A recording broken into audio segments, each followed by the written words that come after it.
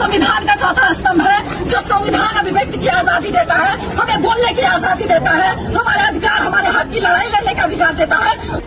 हथियार और औजार अपने पास ही रखे जनाब, हम तो वह जमात हैं जो खंजर से नहीं कलम से वार करते हैं। जी हाँ, कुछ ऐसा ही हुआ महिला पत्रकार के साथ जब अमेठी मुसाफिर खाना तहसील की एसडीएम प्रीति तिवारी ने महिला पत्रकार को यह कहते हुए अपने कार्यालय से बाहर निकलवा, जाओ मेरा मूड खराब है। और इतना ही कहना था कि महिला पत्रकार ने भी अपनी पत्रकारिता का परिचय देते हुए एसडीएम के ऊपर गंभीर आरोप लगा दिया। पत्रकार खड़ा होकर बोल रहा है, मैम मुझे न्याय चाहिए, मैं एक पत्रकार हूँ, आपने क्या कर्तव्य निभाया?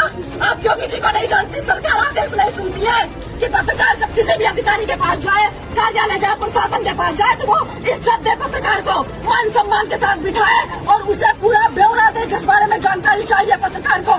आप सुनती नहीं है, आप मेरी आजादी छीनेंगी, आप मेरे बोलने की आजादी छीनेंगी, मैं ऐसा नहीं होने दूंगी। प्रीति तिवारी जी, आपने हमारे जमीन पर कब्जा करवाया है और आप ही उस कब्जे को मुक्त करवाएंगी। मैं कुछ नहीं जानती हूँ, मैं सिविल करने जाऊँ, मुझे बोल रहे मेरे कार्यालय से भागे, कहीं सुना है आपने? कितना भी बड़ा सुपीरियर अधिकारी हो, कितना भी बड़ा अधिकारी हो, उसका नर्म लहजा होता है, उसका बात करने का तरीका अलग होता है।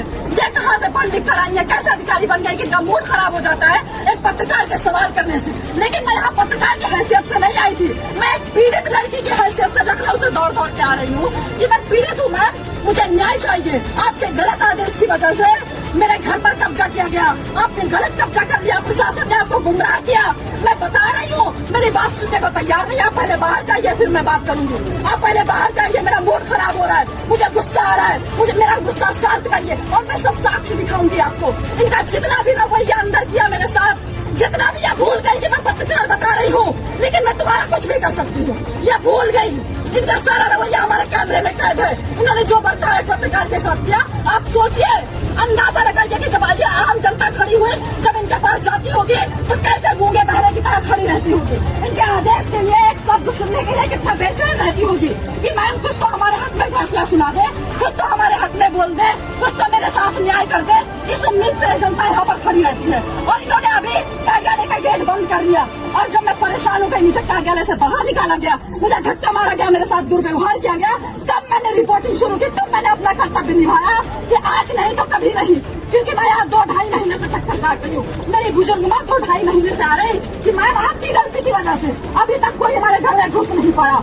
एसडीएम के गलत आदेश की वजह से हमारे घर पे लोगों ने कब्जा कर लिया, प्रशासन को भेजकर इन्होंने कब्जा करवा दिया। प्रशासन गलत रिपोर्ट लगा रहा है, जाँच होनी चाहिए, निष्पक्ष जाँच होनी चाहिए। हम बेईमान लोग नहीं है, गरीब आम जनता बेईमान नहीं होती है, अधिकारियों की तरह गलत फैसले नहीं लेती है, किसी का किसी पर कब्जा नहीं करवाती है। ये जो यहाँ पर आम जनता खड़ी है, ये बेईमान नहीं है, अपना खून पसीना बहाकर यहाँ पर लोग खड़े हुए हैं, उम्मीद में कि हमें न्याय मिलेगा। एसडीएम के पास जाएंगे लोग, उम्मीद में रहते कि एसडीएम साहिबा के पास जाएंगे, हम सुनाएंगे अपनी कहानी।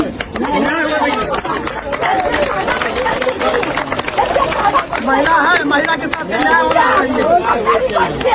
प्रीति तिवारी जी की मैं रोने लगी, मैंने बोला मैम आप भी। बहरहाल खबर चलने के बाद सरकार ने भी इस मामले पर संज्ञान ले लिया है।